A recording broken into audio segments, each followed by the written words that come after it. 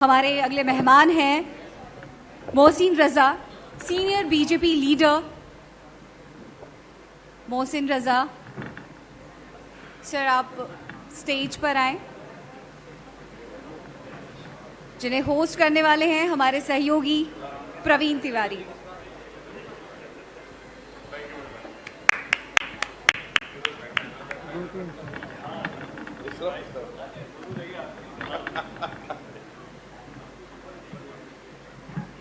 Praveen sir, over to you.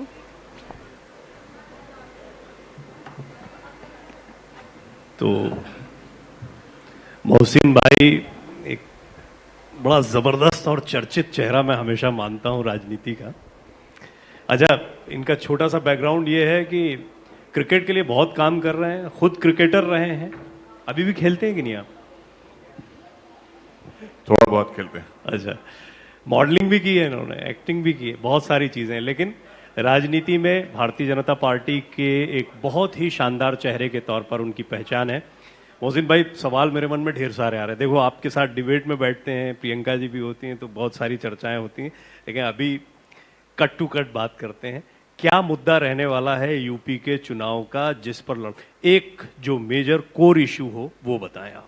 देखिए, जाहिर सी बात है, जिस तरह से आप पूरे देश में देख रहे हैं, जिस तरह का मैंडेट आ रहा है, आदरणीय मोदी जी के नेतृत्व में देश आगे बढ़ रहा है और सभी जगह आपने देखा, कोई भी स्टेट में हम जा रहे हैं तो वहाँ की आवाम, वहाँ की जनता जिस तरह से भारतीय जनता पार्टी को अपना मैंडेट दे रही थी, साफ है कि कहीं ना कहीं उनको लगता है कि भारतीय जनता पार्टी आदरणीय मोदी जी के नेतृत्व में जो 12 साल हमारे विकास के, सुशासन के हैं, उस पर मोहर लगती हुई साफ दिख रही है। और उसी का परिणाम उत्तर प्रदेश में भी, आप जो पूछना चाह रहे हैं मैं पहले से बता रहा हूं, उत्तर प्रदेश में भी ऐसा ही मैंडेट आएगा जैसा अभी वेस्ट बंगाल में आपने देखा है। तो प्रचंड बहुमत यहां पर भी दिख रही है, कहीं ऐसा कुछ नहीं है, क्योंकि विपक्ष के पास में कोई इशू, कोई मुद्दा नहीं है। अगर आप देखें पिछले 12 सालों में विपक्ष अपने आप को ही एक नहीं कर सका तो वो देश की क्या बात करेगा। आपके पास तो है हिंदुत्व का मुद्दा। देखिए, हिंदुत्व का मुद्दा, हिंदुत्व से कौन अछूता है, और हमारे देश में सभी लोग अपने आप को गर्व महसूस करते हैं हिंदुस्तानी होने का, भारतीय होने का। तो ये कोई मुद्दा नहीं है। मुद्दा हमारा विकास है, सुशासन है, हमारी पहचान है, जो प्राचीन पहचान है हमारे देश की, हिंदुस्तान की, उसको भी आगे बढ़ाने का है। तो वो हम आगे बढ़ा रहे हैं। जाहिर सी बात है कि आदरणीय मोदी जी के नेतृत्व में हर क्षेत्र में विकास हो रहा है, तो उसका परिणाम है जो देश के 140 करोड़ लोग आज आदरणीय मोदी जी पर विश्वास कर रहे हैं। मुस्लिम मतदाता कितना विश्वास कर रहा है? देखिए, मुस्लिम मतदाताओं की अगर आप बात करें तो लगातार जो भी हमने योजनाएं बनाई हैं देश में और उत्तर प्रदेश में, किसी योजना में भेदभाव नहीं किया है हमने। सारी योजनाओं में पात्रता के आधार पर सबको हमने योजना का लाभ पहुंचाया है। लेकिन अगर कोई ये सोचता है कि विशेष करके किसी समुदाय विशेष के लिए या किसी जाति विशेष के लिए, हम सबका साथ, सबका विकास, सबका विश्वास और सबके प्रयास की नीति पर, आदरणीय मोदी जी की जो नीति है उसको धरातल पर उतारते हैं, इसीलिए भेदभाव नहीं करते हैं। लेकिन ये मुसलमानों को सोचना होगा कि वो किसके साथ जाएं। उन्होंने पिछले 70 वर्षों में मुसलमानों के साथ कौन खड़ा हुआ और किसने उनका साथ दिया, हम तो फिर भी उनको साथ में लेकर चलते हैं। हम कोई योजना में भेदभाव नहीं करते हैं। मुझे पता है कि वो मुझे वोट नहीं देते, लेकिन उसके बाद भी हम योजना से वंचित नहीं करते उनको। ये हमारा, आप देखिए ना कितना बड़ा दिल है। बड़ी इंपॉर्टेंट बात है आपके जैसे सीनियर कि वो हमें वोट नहीं करते हैं। बिल्कुल नहीं। क्या है मुस्लिमों की सोच और क्यों दूरी है बीजेपी से? क्योंकि जो लोग गुमराह करने के लिए उनको, उनके बीच में जाते हैं, जिस तरह से आप देखें असदुद्दीन ओवैसी साहब हैं, वो भी अपनी एक दुकान चला पड़े। ऐसे ही उत्तर प्रदेश में बहुजन समाज पार्टी थी, अब समाजवादी पार्टी है, या कांग्रेस रही 60 वर्षों तक, उनकी हुकूमत रही, तो सबने कहीं ना कहीं उनको गुमराह करने का काम किया। और वो गुमराही में आज भी फंसे हैं क्योंकि वो शिक्षित नहीं हो सके। उनके पास फैसला करने के लिए उतना ब्रेन नहीं है, वो फैसला नहीं कर पाते हैं। वो अभी भी धार्मिक उन्माद पे और अपने मत, मजहब और पंथ के ही चक्कर में फंसे हुए हैं। अपने विकास, अपने कल्याण के लिए कभी नहीं सोचते। ये भारतीय जनता पार्टी सोचती है। तो इसीलिए हम हमेशा, अभी कल आपने देखा एक वक्तव्य माननीय प्रधानमंत्री जी का लाइव आ रहा था, उसमें उन्होंने साफ कहा कि हम 140 करोड़ भारतीयों के लिए यहाँ पर रिप्रेजेंट करने के लिए आते हैं। उन्होंने ये नहीं कहा कि हम खाली बहुसंख्यक के लिए आते हैं या किसी एक विशेष समुदाय के लिए आते हैं। उन्होंने 142 करोड़ भारतीयों की बात की। तो हमेशा से भारतीय जनता पार्टी की सोच ये है। मैं बहुत तीखी बातें नहीं करना चाहता हूं, आज मैं जानता हूं, बट इट्स वेरी ब्रेव कि आप इन सवालों के जवाब दे रहे हैं यहाँ इस मंच पर फिर भी आप कैसे इनकरेज करेंगे? मतलब मुस्लिम मतदाता भी आपके साथ आए, आपने खुद माना है कि वो नहीं आ रहा देखिए है, हमारा आए, क्या क्या करें? मेरा अपना ये मानना है कि कोई हमारे पास आता है, तमाम उत्तर प्रदेश की मैं बात कर लूं, क्योंकि उत्तर प्रदेश में आदरणीय योगी जी के नेतृत्व की सरकार में मैं बताना चाहता हूं, मेरे पास में आंकड़े हैं, आप रिकॉर्ड्स भी दे सकता हैं, जो हमने उत्तर प्रदेश के मुसलमानों के लिए काम किया।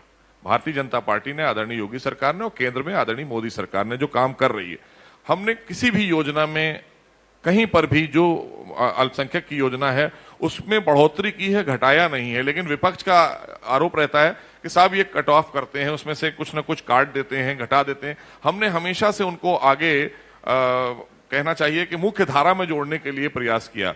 एक हाथ में कुरान, एक हाथ में कंप्यूटर की बात अगर किसी ने की है तो माननीय प्रधानमंत्री जी ने की है, लेकिन ये खाली कुरान की बात करते हैं और कुरान की बात से उनको बहका ले जाते हैं। तो इसलिए हम कहते हैं कुरान तो उनका मजहबी एक ग्रंथ है, धर्म है, उसको पढ़ें वो, लेकिन हम उनको जो आम एजुकेशन देने की बात करते हैं, जैसे उत्तर प्रदेश में आदरणीय योगी सरकार में हमने मॉडर्न एजुकेशन लागू की, हमने एनसीईआरटी की पढ़ाई लागू की। अब हमारे बच्चे डॉक्टर, इंजीनियर मदरसे से पढ़कर निकल सकते हैं। खाली मदरसे में आप एक धार्मिक शिक्षा देकर ही बच्चों को, खाली अगर हम कहें कि हम उनको मौलवी बनाएंगे, कारी बनाएंगे, मौलाना बनाएंगे, तो इससे उनका जीवन नहीं चलने वाला है। वो मुख्य धारा से जब जुड़ेंगे, जब वो डॉक्टर, इंजीनियर बनेंगे, अच्छी शिक्षा लेंगे, तो उसके लिए हम अवसर दे रहे हैं उनको। मॉडर्न एजुकेशन आदरणीय योगी जी ने लागू की, उत्तर प्रदेश में एनसीईआरटी की सिलेबस को हमने लागू किया। तो इसलिए बहुत सारी योजनाएं हैं जिसमें हम उनको। आप क्या ऐसा कह रहे हैं कि आप तो बहुत कुछ कर रहे हैं, लेकिन विपक्ष का प्रोपेगेंडा, जैसा आपने कहा, वो ज्यादा हावी हो जाता है आपके प्रयासों पर? नहीं, मेरा प्रोपेगेंडा उनका हावी हो ही नहीं पा रहा है ना। अगर हावी हो रहा होता तो सत्ता में होते, वो सत्ता से बाहर क्यों है? पर मुस्लिम मतदाता नहीं है साथ में, ये आपने कहा। मैंने कहा मुस्लिम मतदाता, मैं उनके लिए काम कर रहा हूं, ये उन्हें सोचना पड़ेगा, ये उन्हें तय करना होगा, हमें नहीं तय करना है। हम अगर भेदभाव करेंगे तो तय हमें मतलब करना होगा ना। हम भेदभाव तो नहीं कर रहे, हम तो 150 करोड़ देशवासियों के लिए काम कर रहे हैं आदरणीय मोदी जी के नेतृत्व में। उत्तर प्रदेश में 25 करोड़ जनता के लिए आदरणीय योगी जी काम कर रहे हैं। तो इसलिए हमारी सरकार सबके लिए काम कर रही है। ये सोचना, तय करना मुसलमानों को होगा कि वो किसके साथ जाएं, ये उन्हें तय करना होगा। या तो लाभ लेना भी छोड़ें, लाभ तो हम पहुंचा रहे हैं पात्रता के आधार पर। हम लाभ में कोई कहीं से कोई भी पात्र बनता है, मैंने बताया आपको कि मैंने अभी अगर स्वास्थ्य चिकित्सा के लिए हमने माननीय मुख्यमंत्री जी से, पूरे उत्तर प्रदेश से जो हमारे पास लोग आते हैं, ज्यादातर लोग मुस्लिम समाज के होते हैं। मुस्लिम समाज के लोग ही आते हैं मेरे पास में, और हम उनको पैसे के लिए जो हमारी निधि में होता था वो देते थे, या अब माननीय मुख्यमंत्री जी से दिलवाते हैं। तो मुख्यमंत्री जी ने कभी ऐसा तो नहीं हुआ कि हमने देखा कि पत्र आया है मुसलमान का है तो हम पैसा नहीं देंगे। करोड़ों की तादाद में हम अगर 10 साल की बात करें, लगभग 10 साल होने जा रहे हैं हमारी सरकार को, तो 10 साल में अगर हम बात करें तो 25 से 30 करोड़ रुपए तो हमने खाली गरीब मुसलमानों को इलाज के दिलवाए हैं। और माननीय प्रधानमंत्री की योजना, वो बात अपने आप में अलग है। हमारे सामने कई ऐसे धार्मिक गुरु बैठे हैं, काफी इन्होंने भी हमसे भेजा और इनके फोन पर भी मैंने कई लोगों के इलाज कराए, जिनमें लाखों रुपए का फौरन अनुदान पहुंचा है उनके अकाउंट में, और वहां पर चाहे वो पीजीआई में हो या अन्य किसी चिकित्सालय में हो, वहां पर पैसा पहुंचता है। तो हमने भेदभाव नहीं किया है। अगर आप इस बात को प्रमाण भी चाहते हैं तो हम प्रमाण देने के लिए तैयार हैं। लेकिन जहां तक आप बात बार बार उठा रहे हैं कि वोट बैंक, हम वोट बैंक की राजनीति नहीं करते हैं। इनको वोट बैंक की राजनीति जो करता है मुसलमानों के वोट बैंक की, अब जैसे असदुद्दीन ओवैसी आ रहे हैं, अब अगर आप जा रहे हैं, हम फिर ये कह दें कि अगर आप एक आक्रांता की मजार पर जाकर वहां से आप शुरू कर रहे हैं तो क्या संदेश देना चाहते हैं? फिर तो कोई संदेश आप देना चाह रहे हैं ना, तो ऐसे लोग गुमराह करते हैं ना, हम थोड़ी ना। आप गांधी जी की प्रतिमा पर क्यों नहीं गए? वहां जाकर माल्यार्पण करके आते तो मैं जान जाता कि आप देश के लिए कुछ करना चाहते हैं। लेकिन आपने तो फौरन वही राग अलाप दिया ना। तो वो भी मुसलमानों के नेता बनना चाहते हैं। पता नहीं कितने लोग आए और कितने चले गए। मुसलमानों का कल्याण और उत्थान किसी ने नहीं किया। ये सोचा नहीं था मैंने कि ये बातें होंगी, लेकिन ये बड़ा इंपॉर्टेंट सब्जेक्ट था और उस पर मोहसिन रजा जैसे नेता को सुनना काफी दिलचस्प रहा। एक बार जोरदार तालियां उनके लिए। बहुत बहुत शुक्रिया आपका मोहसिन भाई। संक्षेप में चलते चलते बताएं, क्रिकेट के लिए भी आप कुछ कर रहे हैं तो देखिए, क्रिकेट के लिए मैं एक उत्तर प्रदेश में युवा प्रतिभावान क्रिकेट खिलाड़ियों के लिए, क्योंकि उत्तर प्रदेश बहुत बड़ा सूबा है, जनसंख्या में अगर आप देखें तो 25 करोड़ की आबादी का राज्य है और हमने सेव उत्तर प्रदेश क्रिकेट मुहिम के तहत ये बात को माननीय मुख्यमंत्री तक रखा है, माननीय प्रधानमंत्री जी के तक भी रखा है और बीसीसीआई से भी मांग की है कि उत्तर प्रदेश को रणजी ट्रॉफी में 4 टीमें दी जाएं, जिस तरह से महाराष्ट्र में 3 टीमें हैं। महाराष्ट्र में अगर आप देखें विदर्भ है, महाराष्ट्र है, मुंबई है। ऐसे ही गुजरात में अगर आप देखें तो गुजरात है, सौराष्ट्र है और बड़ौदा है। ऐसे ही उत्तर प्रदेश में भी कम से कम 4 टीमें उत्तर प्रदेश में रणजी ट्रॉफी की होना चाहिए। और उत्तर प्रदेश में जो क्रिकेट कंपनी हमारी काम कर रही है, ये कंपनी में भ्रष्टाचार बहुत है, इसकी जांच की बात भी हम कर रहे हैं और आगे चल के हम उम्मीद करते हैं कि इस पर हम जांच कराएंगे, क्योंकि इस कंपनी के रहते हुए हमारे 75 जनपद के बच्चों को प्रॉपर क्रिकेट की जो मिलना चाहिए मंच वो नहीं मिल पा रहा है। चंद जनपद में सीमित करके रखा हुआ है उत्तर प्रदेश क्रिकेट कंपनी ने। तो इसलिए हम चाहते हैं कि 75 जनपद के बच्चों को मंच मिले ताकि वो अपनी प्रतिभा को दिखाकर प्रदेश और देश के लिए वैभव सूर्यवंशी और भुवनेश्वर कुमार और सुरेश रैना बने।